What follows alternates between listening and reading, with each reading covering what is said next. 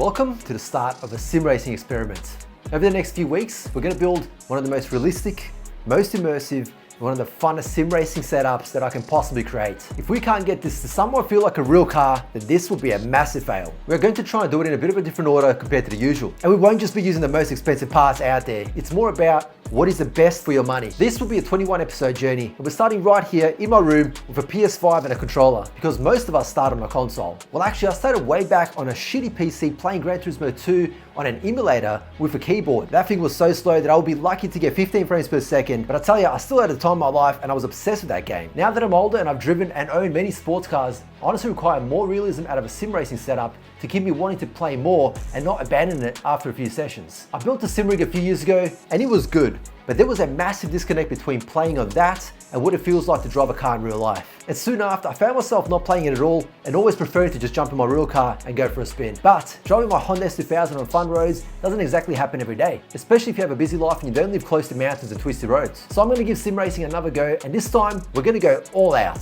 In this series, we're building the sim racing setup from the ground up, starting with some entry-level items and then upgrading to some of the best, testing everything along the way to see where money would be best spent for the best experience. From checking out hundreds of sim racing setups online, I think a lot of people might be getting the order of products in the wrong way. So I'm going to test out a theory within the first 5 episodes. By episode 5, things are going to get really moving, and I'm going to throw in something that people don't usually do until the end. We'll also be testing out options when it comes to monitors, starting with a 42-inch OLED TV, a Samsung 49-inch OLED ultra wide, as well as a Samsung 57-inch ultra wide. And then we're going to go into triple 32s and maybe even triple 42s. And of course, VR. I'm gonna make sure that I record all this so at the end we can actually put them all side by side and see what the actual comparison is. Now here we are on Gran Turismo 7. Playing on a controller is not exactly the best thing in the world. I've even tried to add these little 3D printed steering wheels to the controller to see how it goes.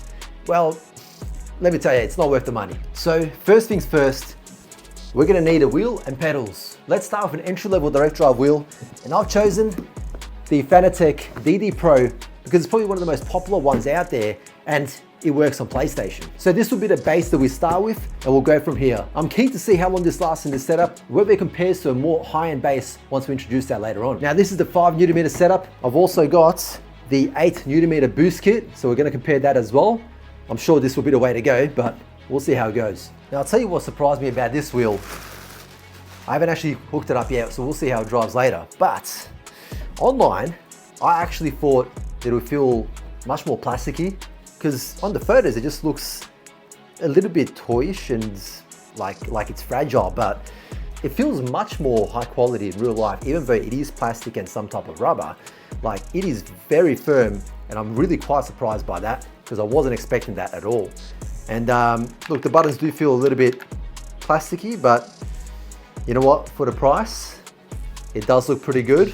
The paddles feel pretty damn good as well for the price, so I'm quite excited to give this a go. I have a feeling that I'm going to like it.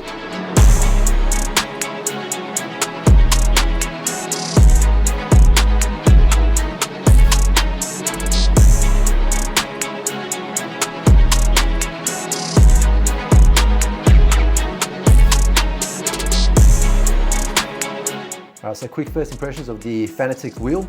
Not bad, 5Nm, feels okay. To be honest, most cars that have power steering, road cars, it probably feels somewhere around here. But yeah, I guess you don't really get too much sensation through the wheel. I think the 8Nm will be the better go. I'll switch out to that and do it now. Okay, that honestly feels like double. There's no doubt about it. I would just go to the 8Nm. I don't think, now that I've compared it back to back, it just feels so much more powerful. Yeah, overall, I'm pretty happy with this. I wish the steering wheel was maybe a little bit bigger, but you know, it's good for the price. I guess if you're going to be playing on PC, which of course you can use this on PC, I would probably switch the steering wheel out to one of the other Fanatec bigger wheels, and I think they'll be a little bit more, you know, true to life.